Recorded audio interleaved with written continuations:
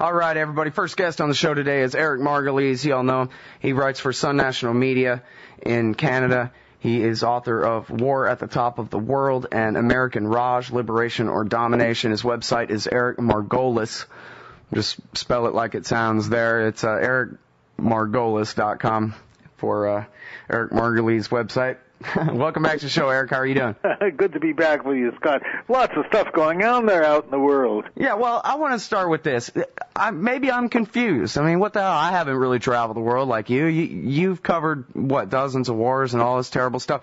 Is there such a thing as a Palestinian? Because I was reading in the paper here that according to Mike Huckabees, there's no such thing as a Palestinian. Eric? Well, of course, there's a Palestinian. The word Palestine is the Arabic word for Philistine. And as we all know, the Philistines have been around for a long, long time. In fact, there's the debate raging about whether Palestinians, predated the Hebrews, which many think they did. Anyway, it is a nationality. And one of the reasons it's a nationality because there are 5.5 million of these people who think it's a nationality and call themselves Palestinians. And we're a new nation, too, so we can't go around telling people who they aren't. Well, it seems strange to me that Mike Huckabees, on one hand, says that there's no such thing as a Palestinian, and then he apparently seems to think there are a bunch of people who live in the West Bank, and in fact that they are terrible oppressors who won't just let the Jews live wherever they want. Well, Huckabee's comments typify the pin-headed understanding of the complexities of the Middle East that's promoted on the Christian extreme, dare I say, neo-fascist far right. And it's a combination of what the Israeli right wing has been telling them and misinforming them, and Sunday school teaching.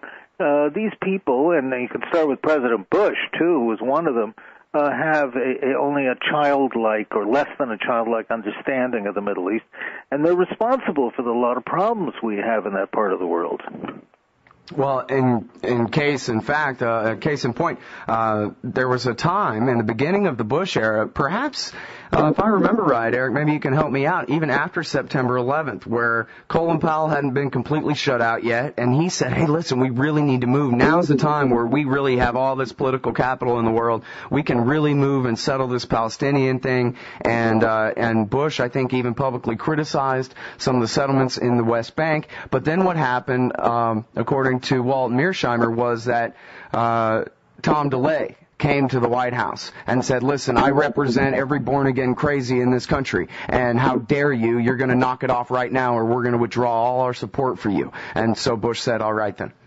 Well, even crazier was that when the Israelis announced that they were pulling out of the Gaza Strip, there was a great ruckus on the Christian extreme right, sort of Cro-Magnon right wing, and the White House had to send a senior aide to one of these American Christian associations to patiently explain to them that even though the Israelis were withdrawing from Gaza, this would not undermine biblical prophecy, because they thought that Gaza was part of the biblical prophecy, and that if the Israelis still didn't have it and control all the land of biblical Israel, the Messiah wouldn't come and Armageddon wouldn't happen, and the world wouldn't be destroyed. Well, that would be a disaster. It's just terrible.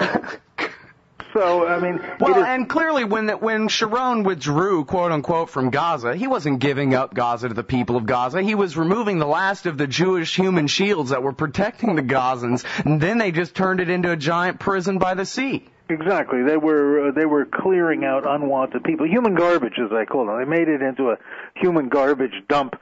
And there are probably plans afoot to do the same thing with some of the Palestinians on the right bank. But what is scary, coming back to Huckabee, is that here's a man who's a reasonably intelligent man, and yet he is so profoundly ignorant.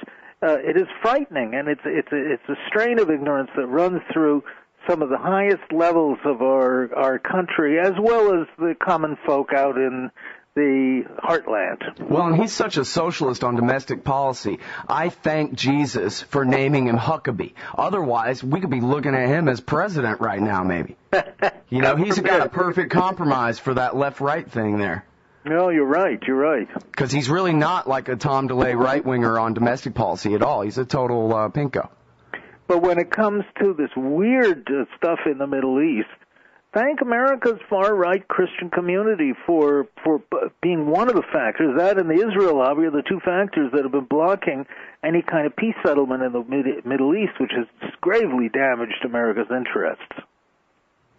Indeed. Well, and I mean, that's the thing. Even, you don't have to be a partisan of Colin Powell to see that he was being more reasonable than the neocons and was saying that, hey, listen, one of our major, problems driving terrorist danger against the American people is the unresolved issue of Israel and Palestine and the permanent occupation of the West Bank and Gaza. Something's got to give. Let's do something about this. I mean, it's no hyperbole at all to say that this is, one of the centerpieces of why people want to travel to America to kill us. In fact, I'll even do better than just making a gratuitous assertion and refer you to Terry McDermott's book, Perfect Soldiers. He's the LA Times reporter who did the biographies of the pilot hijackers, the real ringleaders of the 9/11 hijacking plot. And they hated America because of what Israel was doing in Lebanon and Palestine. As simple as that.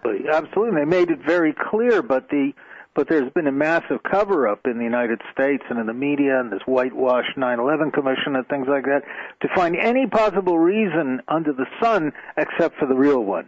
And because nobody wanted to dare talk about it. I think it was 6 days before the 9/11 attack, and I had no knowledge it was coming. I wrote in my own column, I said that, unless America changes its policy towards the Palestinians and the Middle East, that their attacks are going to begin against the American homeland.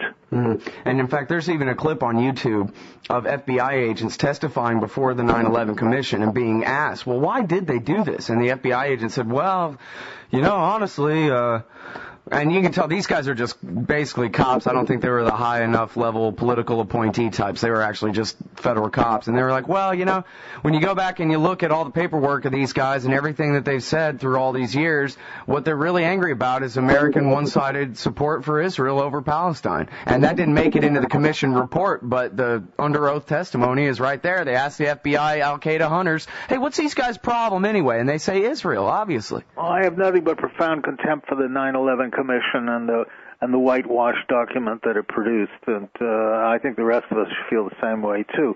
But we know it's about Palestine and that issue, and this problem is going to go on. My mother, who was a journalist, predicted 50 years ago that in a report to the State Department, she said if America doesn't do something about the Palestinian problem, this is in the early 1950s, she said in 50 years this problem is going to blow up in our face. And now, tell us more about her, because I think we've discussed this, but it's been a few years. You told me before, your mother was a journalist in the Middle East, in the immediate post-war world? In the early 1950s. She was one of the first women to travel there by herself and report, and she had a particular interest in the central Middle East. She interviewed most of the leaders in the region of the Arab states, Nasser and King Hussein, and Sadat, and she quote unquote discovered that there were 700,000-800,000 people living in tents and living on food handouts from the U.S. that nobody ever heard of before. These were the Palestinian refugees, and she began writing about them, saying that not from a political viewpoint, just from a humanitarian viewpoint. She said there's a whole country that's been thrown out of their country and lost everything they owned, and they're living in tents because of what the United States did. And she said, and it's our responsibility to make these people whole or do something to end their suffering and misery. And if we don't, they're going to turn against us. In fact, she said the whole Middle East will turn against the United States, which is exactly what happened. Well, and I think what you told me before was there was no reason, in fact, that the people, Arabs and everybody in the Middle East really loved America before that.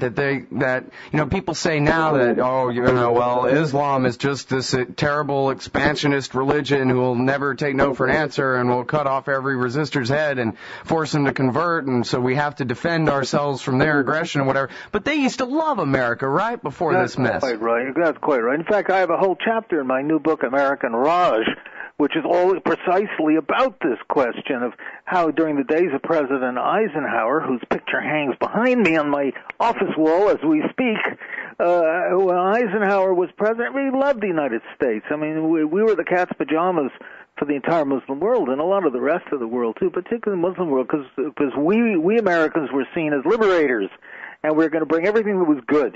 Modernism, jobs, democracy, decent institutions, etc. This didn't happen, unfortunately. Well, and we had kicked the British Empire out of our country, and then under Eisenhower kicked the British out of their countries, basically, That's right? That's right.